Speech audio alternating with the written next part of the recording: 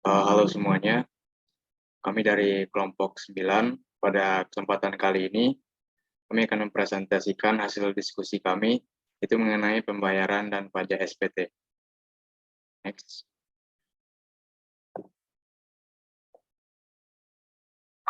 Itu dengan anggota kelompok, Bilqis Zahro Azakia, Alfi Rahma Fitria Marsanti, dan Dilvananda Anugrah.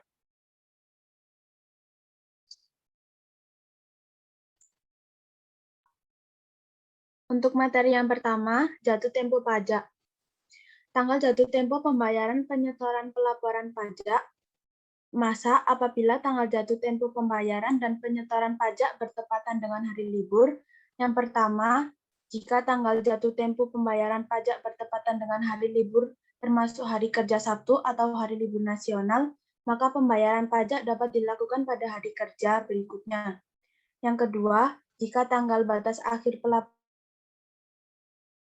termasuk hari Sabtu atau hari libur nasional, pelaporan dapat dilakukan pada hari kerja berikutnya. Yang ketiga, masuk hari pemilihan umum yang ditetapkan oleh pemerintah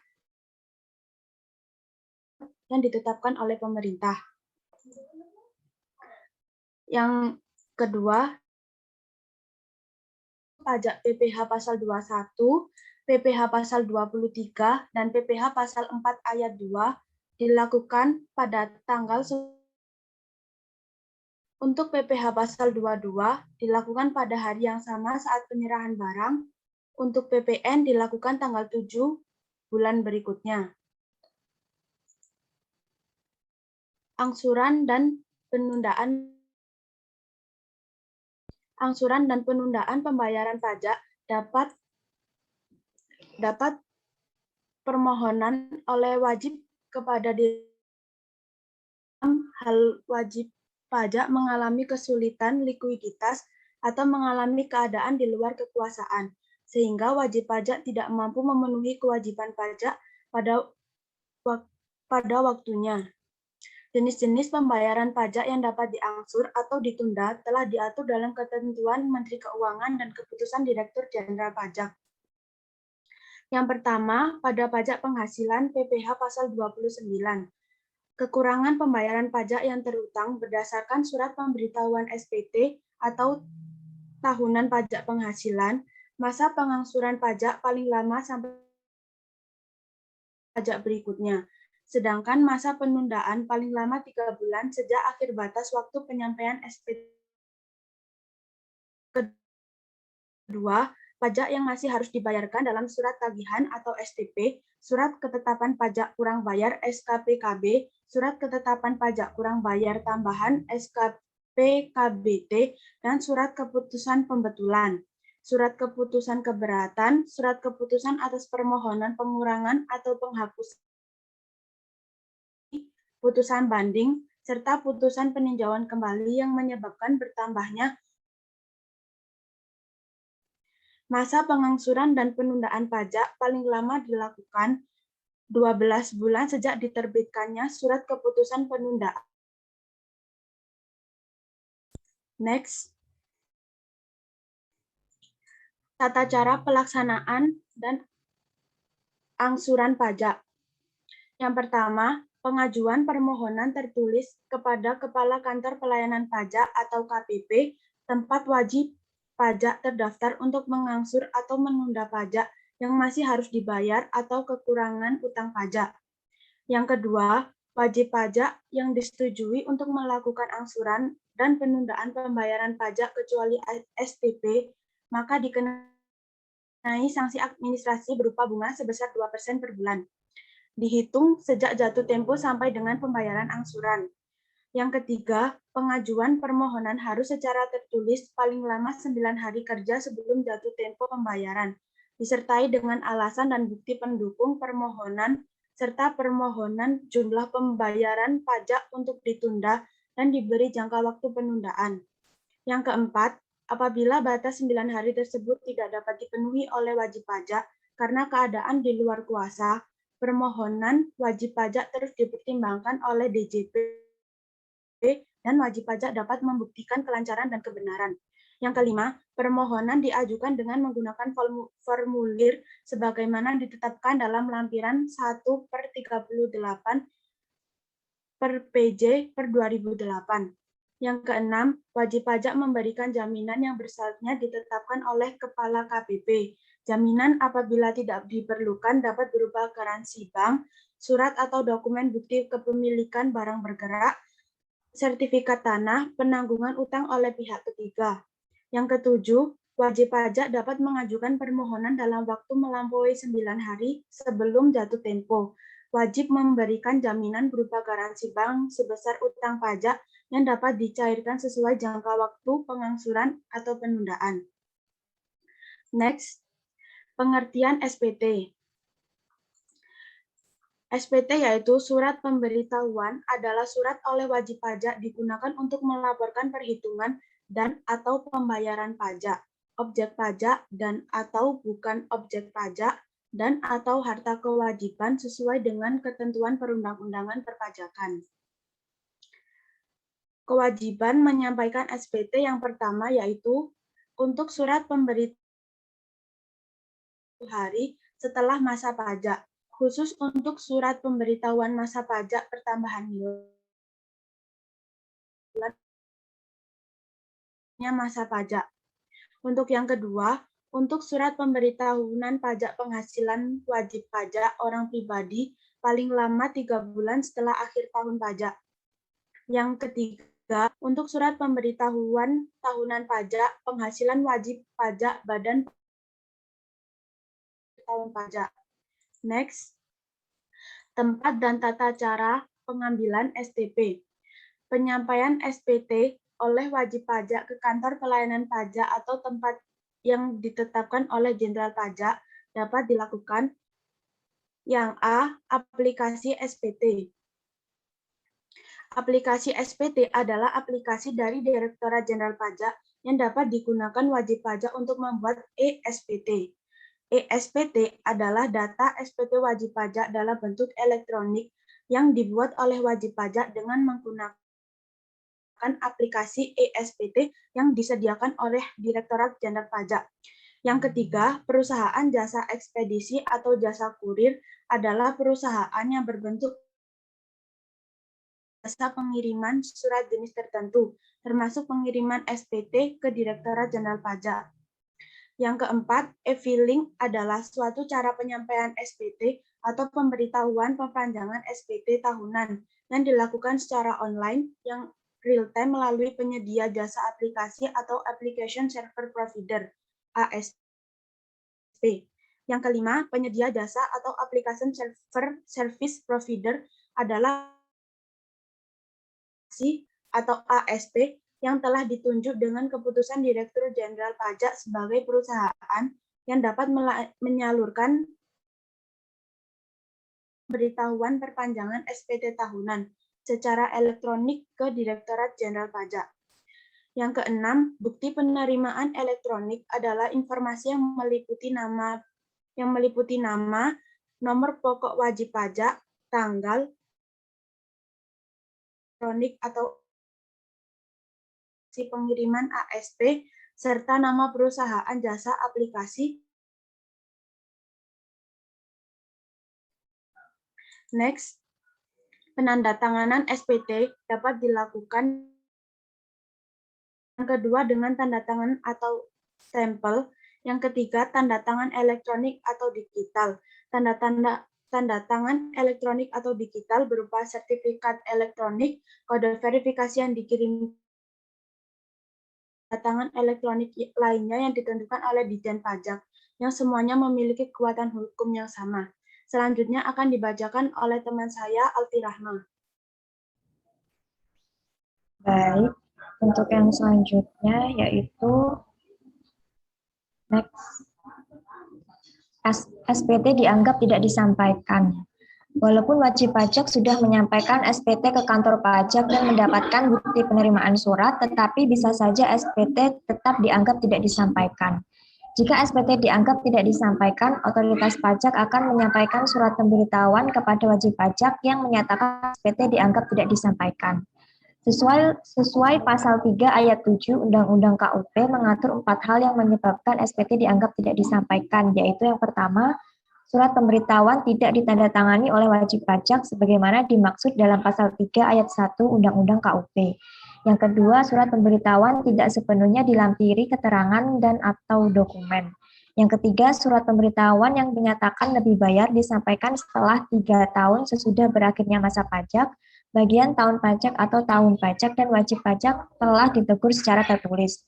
Yang keempat, surat pemberitahuan disampaikan setelah Direktur Jenderal Pajak melakukan pemeriksaan bukti permulaan secara terbuka atau menerbitkan surat ketetapan pajak.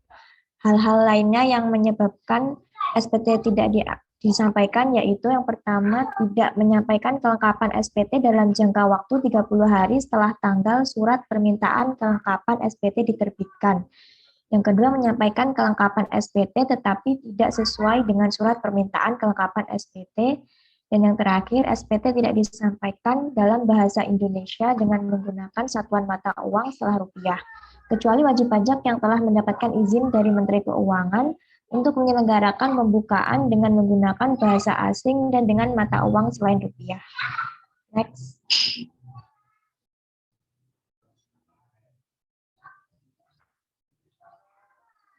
Selanjutnya adalah SPT tidak lengkap atau tidak jelas atau dianggap tidak disampaikan. Dalam sistem self-assessment, surat pemberitahuan tahunan atau SPT berfungsi sebagai sarana untuk melaporkan dan mempertanggungjawabkan penghitungan jumlah pajak yang sebenarnya terutang. Mengingat SPT tersebut harus disampaikan kepada otoritas pajak, ini berarti pengisian SPT juga memiliki dampak secara hukum. Agar terhindar dari konsekuensi hukum yang tidak perlu, penting dicatat bahwa SPT harus diisi dengan benar, lengkap, dan jelas. Lalu, apa yang dimaksud dengan benar, lengkap, dan jelas?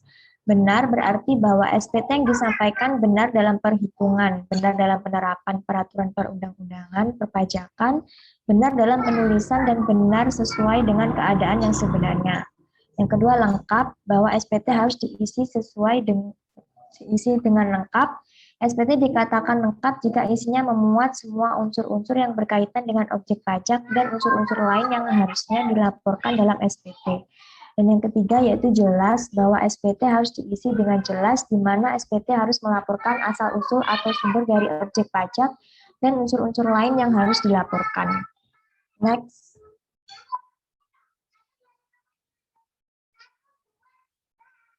Sanksi tidak memenuhi kewajiban penyampaian SPT. Yang pertama, tidak lapor pajak pribadi dengan lengkap dan benar.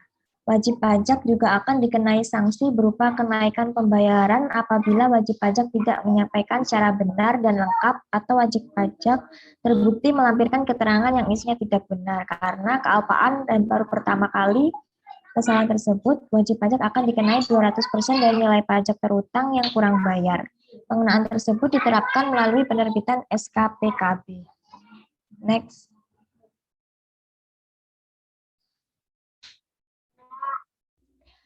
Berikut ini akan diuraikan aturan-aturan atau sanksi yang telah tertuang dalam Undang-Undang KUP. Yang pertama, Pasal 7 mengenai terlambat lapor pajak pribadi.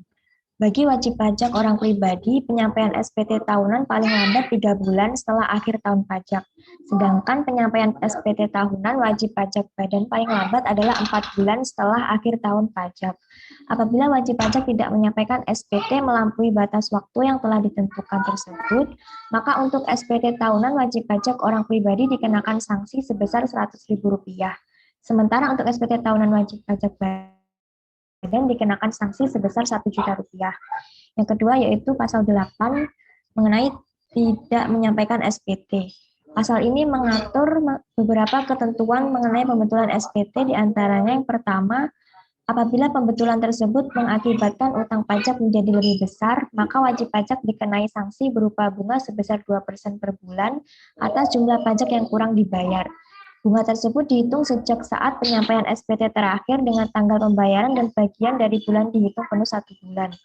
Yang kedua, apabila wajib pajak diperiksa tetapi belum dilakukan tindakan penyidikan, maka sesuai pasal ini wajib pajak dikenakan denda sebesar 150% dari jumlah pajak yang kurang dibayar sesuai dengan aturan yang berlaku. Dan yang ketiga yaitu pasal 9 mengenai pembayaran pajak setelah jatuh tempo.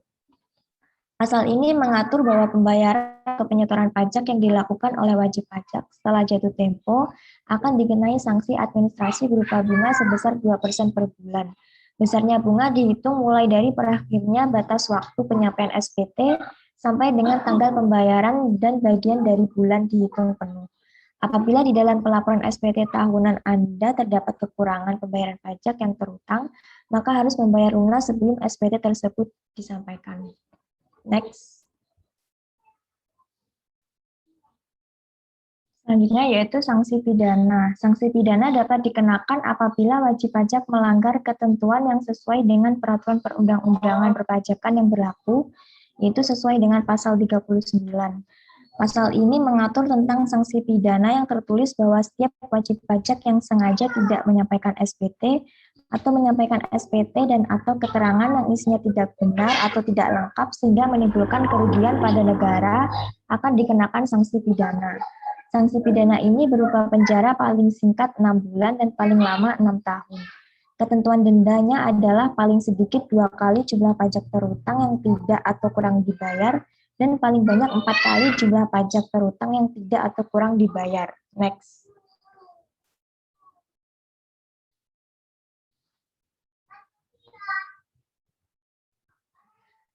Selanjutnya dikecualikan dari kewajiban penyampaian SPT. Kriteria wajib pajak yang dikecualikan yaitu wajib pajak orang pribadi yang dalam 1 tahun pajak menerima atau memperoleh penghasilan neto tidak melebihi PTKP atau wajib pajak orang pribadi yang tidak menjalankan kegiatan usaha atau tidak melakukan pekerjaan bebas.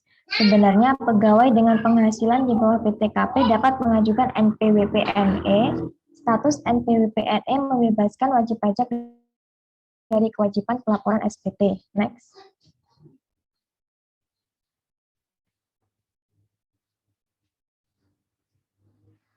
Yang dikecualikan dari kewajiban penyampaian SPT yang pertama, wajib pajak orang pribadi yang menjalankan usaha atau pekerjaan bebas, tetapi secara nyata tidak lagi menjalankan kegiatan usaha atau tidak lagi melakukan pekerjaan bebas. Yang kedua, wajib pajak orang pribadi yang tidak menjalankan usaha atau pekerjaan bebas dan penghasilannya di bawah penghasilan tidak kena pajak. Yang ketiga, wajib pajak orang pribadi yang bertempat tinggal atau berada di luar negeri lebih dari 183 hari dalam jangka waktu 12 bulan dan tidak bermaksud meninggalkan Indonesia untuk selama-lamanya. Yang keempat, wajib pajak yang mengajukan permohonan penghapusan dan belum diterbitkan keputusan. Yang kelima, wajib pajak orang pribadi wanita kawin yang telah memiliki NPWP yang berbeda dengan suami dan tidak berniat melakukan pemenuhan kewajiban perpajakan secara terpisah. Yang keenam, orang pribadi yang memiliki NPWP sebagai anggota keluarga atau tanggungan yaitu NPWP dengan kode cabang 001, 999, dan 998, dan seterusnya. Yang ketujuh, wajib pajak bendahara pemerintah yang tidak lagi memenuhi syarat sebagai wajib pajak karena yang bersangkutan sudah tidak lagi melakukan pembayaran dan belum melakukan penghapusan NPWP. Yang kedelapan, wajib pajak yang tidak lagi memenuhi persyaratan subjektif dan atau subobjektif tetapi belum dilakukan penghapusan nomor pokok wajib pajak. Next.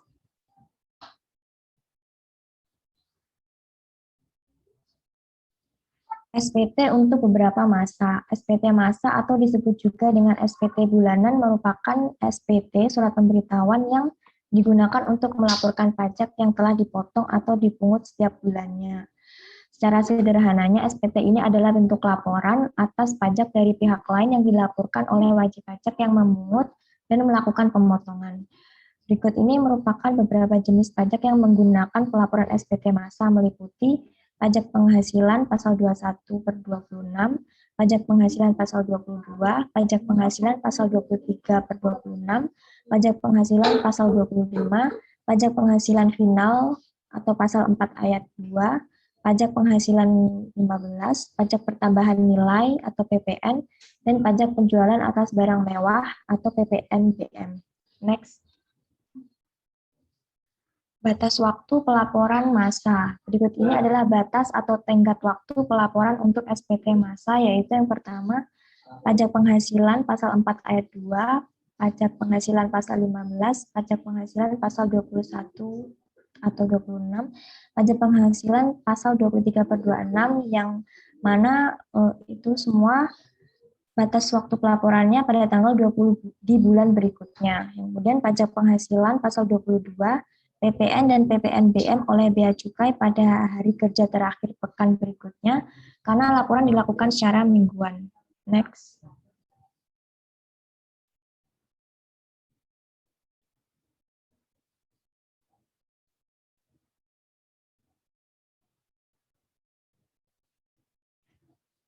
Selanjutnya yaitu cara penyampaian SPT. Yang pertama secara langsung.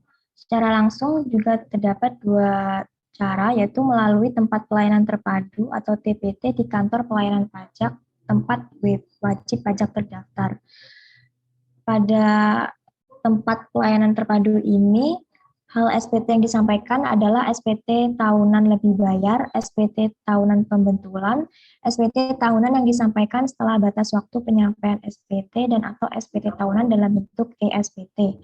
Yang kedua yaitu melalui pojok pajak atau mobil pajak atau Dropbox di mana saja, yang mana dapat disampaikan melalui pojok pajak atau mobil pajak di mana saja adalah SPT tahunan selain SPT tahunan lebih bayar, SPT tahunan pembetulan atau SPT tahunan yang disampaikan setelah batas waktu, dan SPT tahunan dalam bentuk SPT. Penyampaian SPT ini dilakukan tidak dalam amplop atau kemasan lainnya, melainkan dalam hal petugas penerima SPT akan membuka amplop atau kemasan lainnya tersebut. Yang kedua yaitu melalui pos dengan bukti pengiriman surat ke kantor pelayanan pajak tempat wajib pajak terdaftar. Dan yang ketiga melalui perusahaan jasa ekspedisi atau kurir dengan bukti pengiriman surat ke KPP tempat wajib pajak terdaftar. Dan yang terakhir melalui e-filing melalui website Direktorat Jenderal Pajak di www.pajak.go.id atau penyedia jasa ASP atau Application Service Provider. Next. Selanjutnya akan disampaikan oleh teman saya di depan. Selanjutnya yaitu sanksi jika tidak atau terlambat menyampaikan SPT. Berdasarkan UU KUP, sanksi dan hukuman jika terlambat atau tidak lapor SPT yang pertama yaitu denda. Dalam pasal 7 UU KUP dijelaskan, wajib pajak orang pribadi akan dikenakan sanksi sebesar 100.000 bila tidak lapor SPT-nya. Sementara untuk wajib pajak badan, sanksi yang ditetapkan sebesar 1 juta. Yang kedua yaitu bunga. Sanksi berupa bunga diberikan bila SPT tahunan telah dilaporkan, namun wajib pajak dengan kemauan sendiri membetulkan dan menyebabkan utang pajak menjadi lebih besar. Hal tersebut tertuang dalam pasal 8 UU KUP. Dengan demikian, maka wajib pajak akan dikenai sanksi berupa pembayaran sebesar 2% bunga per bulan atas jumlah pajak yang kurang dibayar.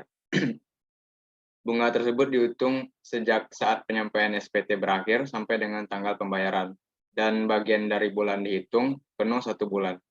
Selain itu, pasal 8 UU KUP juga mengatur mengenai wajib pajak yang diperiksa tapi belum dilakukan tindakan penyidikan. Dalam kasus tersebut, WP dikenakan dengan denda sebesar 150% dari jumlah pajak yang kurang dibayar sesuai aturan yang berlaku. Dan yang ketiga yaitu pidana. Pengenaan sanksi pidana merupakan upaya terakhir untuk meningkatkan kepatuhan wajib pajak. Namun, wajib pajak sebaiknya memahami sanksi pidana dapat dikenakan bila terdapat ketentuan yang dilanggar sesuai peraturan perundang-undangan perpajakan yang berlaku. Di dalam pasal 39 UU KUP dijelaskan, setiap orang dengan sengaja tidak menyampaikan SPT atau menyampaikan SPT dan atau keterangan yang isinya tidak benar atau tidak lengkap sehingga dapat menimbulkan kerugian pada pendapatan negara dikenakan sanksi pidana. Sanksi yakni pidana penjara paling singkat 6 bulan dan paling lama 6 tahun. Next.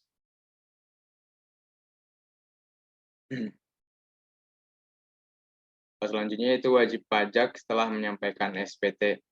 Yang pertama itu hak dalam wajib pajak dilakukan pemeriksaan.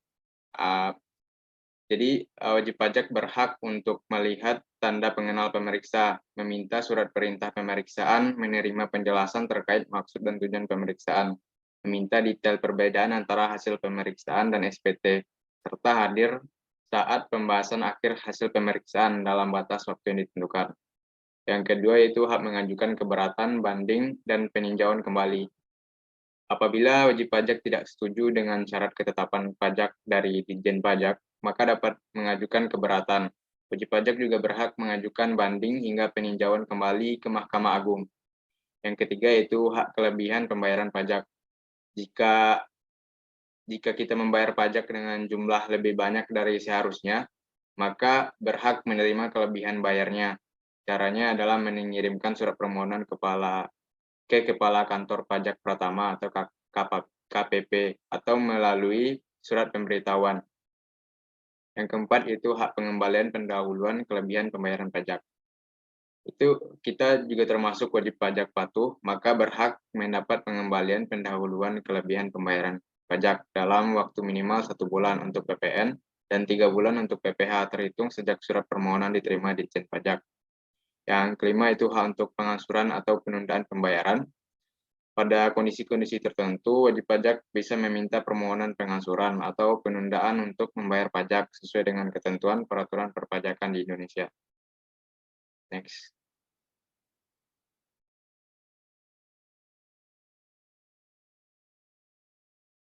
Dan yang keenam itu hak kerahasiaan. Hak dan kewajiban wajib pajak juga menyangkut perlindungan kerahasiaan atas semua informasi yang kita sampaikan kepada Ditjen Pajak terkait kepentingan perpajakan. Hal-hal yang dilindungi mencakup data dari pihak ketiga yang sifatnya rahasia. Yang ketujuh yaitu hak pengurangan pajak bumi dan bangunan. Apabila terjadi kondisi tertentu, misalnya kerusakan bumi dan bangunan akibat bencana alam, wajib pajak berhak mengajukan pengurangan pajak berhutang PBB. Dan yang kedelapan yaitu hak penundaan pelaporan SPT tahunan. Wajib pajak dapat mengajukan perpanjangan atau penundaan penyampaian SPT tahunan, PPH orang pribadi maupun PPH badan dengan alasan atau kondisi tertentu. 9 yaitu hak pembebasan pajak. Wajib pajak berhak mengajukan permohonan pembebasan pemungutan atau pemotongan pajak penghasilan dengan alasan atau kondisi tertentu. Yang ke-10 yaitu hak pengurangan PPH pasal 25. Wajib pajak dapat menerima permohonan pengurangan jumlah angsuran PPH pasal 25 dengan kondisi tertentu. Dan selanjutnya yaitu hak mendapatkan insentif perpajakan. Sejumlah kegiatan atau barang kena pajak berhak atas fasilitas pembebasan PPN, diantaranya buku-buku, pesawat udara, kereta api, kapal laut, serta perlengkapan TNI atau Polri yang diimpor atau diserahkan di area PBA-nan oleh wajib pajak tertentu. Dan yang terakhir itu ada hak mendapatkan pajak ditanggung pemerintah, khusus pelaksanaan proyek pemerintah yang dibiayai menggunakan hibah atau dana pinjaman luar negeri. PPH terutang atas penghasilan konsultan, kontraktor, dan supplier utama ditanggung pemerintah. Next.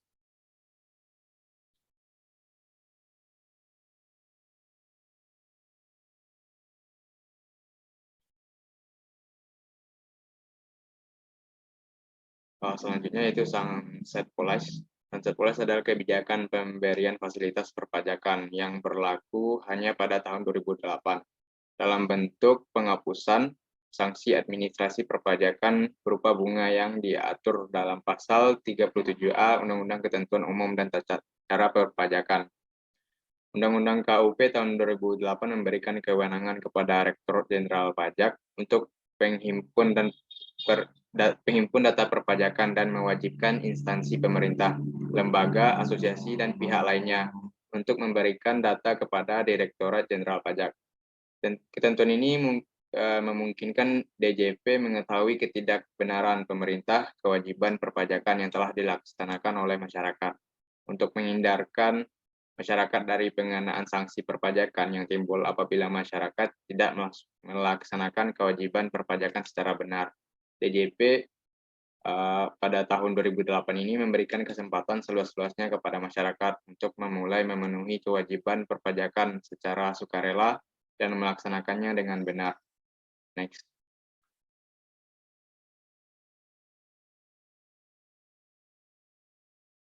Selanjutnya yaitu pembetulan SPT. Jadi ada dua cara pembetulan SPT. Yang pertama, pembetulan SPT dapat dilakukan kapanpun sepanjang belum dilakukannya pemeriksaan. Wajib pajak yang sedang atau telah dilakukan pemeriksaan tidak dapat membetulkan SPT yang sedang atau telah diperiksa. Yang kedua itu pembetulan SPT menjadi lebih bayar atau rugi paling lambat dilakukan adalah 2 tahun sebelum kadaluarsa penetapan pajak atau 3 tahun sejak berakhirnya masa pajak atau tahun pajak. Next. Selanjutnya itu pengungkapan ketidakbenaran pengisian SPT berdasarkan pasal 8 ayat 4 Undang-Undang KUP. Pengungkapan ketidakbenaran pengisian SPT terjadi pada saat pemeriksaan pajak berlangsung. Wajib pajak dengan kesadaran tertentu membayar sendiri pajak yang kurang bayar atau temuan-temuan pemeriksaan sebelum terbit SK PKB. Menurut peraturan pemerintah, sebelum terbit SK PKB, dipersempit lagi sebelum surat pemberitahuan hasil pemeriksaan. Selain itu, sejumlah pajak yang kurang bayar, pengungkapan ketidakbenaran pengisian SPT juga diharuskan membayarkan sanksi administrasi berupa denda sebesar 50% dari denda sebesar 50% sebenarnya lebih besar daripada jumlah sanksi bunga dalam SK PKB, yaitu maksimal 48%. Karena itu, bagi wajib pajak yang mementingkan nominal uang, pengungkapan ketidakbenaran tentu bukan solusi termurah. Selisih 2% lebih murah jika dikalikan ratusan miliar, tentu menghasilkan nominal uang miliaran rupiah.